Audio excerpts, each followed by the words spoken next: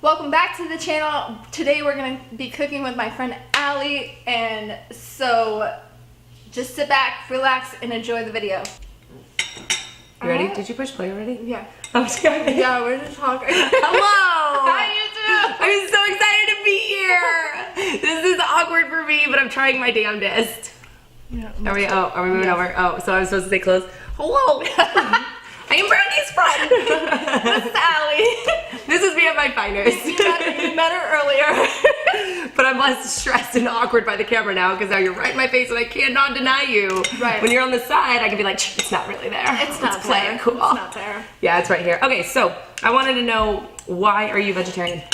Well, it started when my dad told me like a couple of Septembers ago, because I knew it was around my birthday or whatever, that he was diagnosed with diabetes or whatever.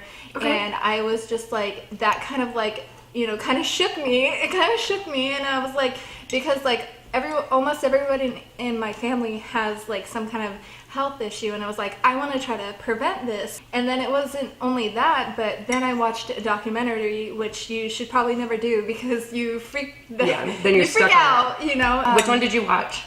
It was called What the Health, and it was talking about how there's carcinogens in meat, and I'm just like, that kind of freaked me out because like I stopped smoking cigarettes, so then it's like, you know, because I think that's the same thing that's in cigarettes. And I was like, you know, why would I eat something that you know, with the chemical that I already tried to stop, you know? Right, yeah. Like, you already like put it out of your body in one way. Why continue to let it access your body in another? Yes, I get it. yes. So I was like, then after that documentary, I'm like, this is it. I'm gonna become a vegetarian, and like, you know, it's been working for me. I've been doing my best to kind of like get a like not a like make a more of a menu for myself, because like so often was I eating like the same things over and over again, and like I just wanted to kind of broaden my spectrum on what kind of foods I was putting in my body and make sure that they were healthy. So when I shop, like I stick mostly to the produce section, and you know, because ever so often like I'll go to like the soup aisle or like buy something that is already pre-packaged or whatever, and I'll read on the back of the box or back on the packages, and I'm like, there's so many ingredients in this, and like, why would I be putting all these chemicals or whatever?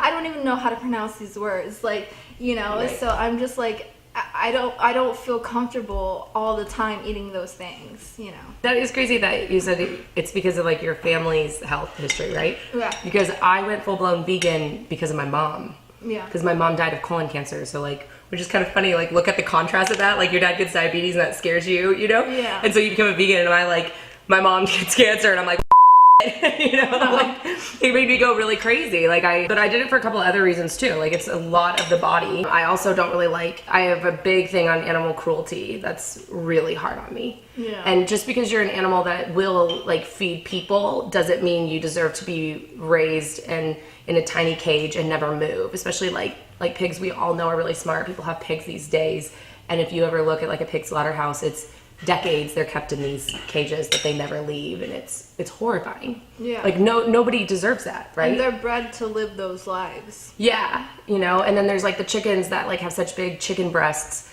that have been like genetically modified, which is terrible. Like that's no longer food, and they can't even stand up because their chests are so heavy and they're just like toppled. And so at first I did the whole like take it back, where I'm like, okay, well, let me be aware of the food I'm eating, like the animal part of it, right? So like make sure I'm getting cage-free eggs, right? So I started with that, and then I found out cage-free eggs means that the chicken only has to have a 1 square foot by 1 square foot block in a warehouse. Then they're cage-free. They're out of their cage, and they only deserve like a 1 by 1 square foot, right? I didn't know that. Yeah, so people are eating cage-free eggs thinking they're great. No, you want range-free. Range-free means the chicken has a normal farm life, that they're out and about being like, right? So like, even though I prefer to be vegan, and even when I'm at my purest of vegan form, I actually still eat range-free eggs. Yeah. And I like when I lived in Colorado, I would get them from a farmer. Like I knew the guy in Fort Collins, and you know, it was like, weird dude. It's weird. But he was really nice, you know, he was just a dorky suburban farmer, you know, and I would get my eggs from him, and that worked for me. But otherwise, like here, I don't know where I would find that. Here in Florida, that scares me. I don't know if I could find a Florida that does that, Floridian. I also do it for like the animal part, and then, but like when I do eat animal or animal byproduct, I do look for those like symbols, like or like certain signs, you know, like the range free, and I look for, you know, cows that are like supposed to be from good farmers or whatever. But for the most part, it's like a health thing. And I think this is the best way to get most of our nutrients, especially nowadays, you know, like, and if you get meat, then you're adding bread, and then you're really just screwing up your digestive tract. And your body can't handle that. So that's why I do vegan. But then there's also the economic part, and now I cannot remember it at all. But you should watch Vegucated. There's this documentary called Vegucated, and that's when I finally got sold on it. And I was like, I'm vegan the rest of my life, and that didn't last long. I mean, it lasted a few years, but like... But like my friend Haley and I in college, we like watched that documentary and like lived by it for like a while. It was really good one. Is it on Netflix? It is. It should still be on Netflix. It's out of any documentary I've seen of like the kind of subject, it's not horrifying. It's not the scare tactic. It's the informative and support and love type of, look at how hard it is, but how cool it could be if you become vegan. How possible it is. It's really cool. That's awesome. Yeah. This is really good. I know, we should eat more. Right. Mukbang. I feel like I ruined this video. No, you didn't. You made it. I think so awkward. Right. Can we turn it off now, please? It probably is off. Let me check. I hope it is. Oh my god. Don't tell me that. Tell me you turned it off. I turned it off. Okay. Mukbang. What did you say? Mukbang. There's videos on YouTube where it's called a mukbang, and like all they do is eat and talk. And I'm like, I would never do that. I would never do that. And look what I'm doing. I'm doing a mukbang. A mukbang? That's what they call it? Yeah. Like it's muk, you know. And it's a bang. This video has a live audience. Yeah, it does. Cool. Hey, we were supposed to have 2 as a live audience. But we said we got 1. Right, 1. And she's very nice. Obviously, I feel like I I'm gotta not go turn in off the that water. frame. Right. I'll be back. It was super good. Thanks for inviting me over. Thank you for coming over finally. Right. Want to go get ice cream after this? So I thought we were making brownies. Oh, I tried to put the cookies in. Are we filming us making cookies, or am I just doing it? We'll I mean, all film you it. do is take the cookie dough out of the container and put it on a mat. We'll film it. It was good. It was really good. You've never eaten on camera before? No. So why were you like, I would never do that? I would never do this because I feel like it's gross. How is it gross? Like eating. No, that's gross. Like just eating in front of people. Like I used to, whenever I was around like an attractive guy, like I would never eat in front of them. And like sometimes like I would not even feel hungry because I was so nervous. Yeah, I can believe it. I will eat always. It doesn't matter. You could be he could be freaking Prince Harry and I'd be like, whatever, and shovel in my mouth. I love food. No, I can't. I'm a foodie. I'm like, I can't eat when I'm nervous. Or when I'm anxious or when I have anxiety. Like, forget about it. It just doesn't happen. I getcha. Lately I can't talk. I get like stumbly with my words. It's like I have a lisp all of a sudden. I'm like, when I'm You're nervous? Or when I'm around a cute guy, I like can't do it anymore. It's like 10 years ago I was that way, and now all of a sudden it's back. I feel like I don't know. That would not be your issue. Oh my god, I'm terrible. I'm terrible around men I like. Talker. No, that's the problem. I lose all of my words and I continue to open my mouth.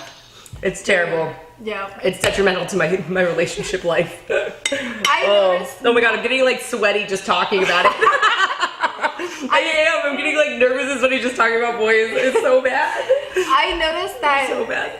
recently when I start to get more nervous that I talk more, and then I'm like, and then I say stuff that I probably like it sounds weird or is like embarrassing, and I'm like, why did I say that?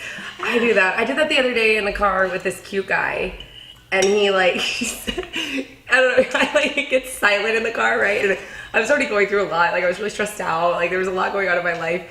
And all of a sudden it was just kind of hitting me, like everything that was happening and, you know, like that weekend. And I got so nervous. And then I just started, it was silent in the car, right? And that's deadly. That's deadly for me. I can't even. And all of a sudden my mouth opened and I don't even know what came out. That's the worst. It was like the stutter was gone, the weirdness was gone. I was just telling you every single thought I had in my brain. It was so bad, and then I had to apologize and stop myself, and they kept asking him to talk about himself. I'm like, no, serious, you should really talk right now. I called that. I said that to him twice. Please.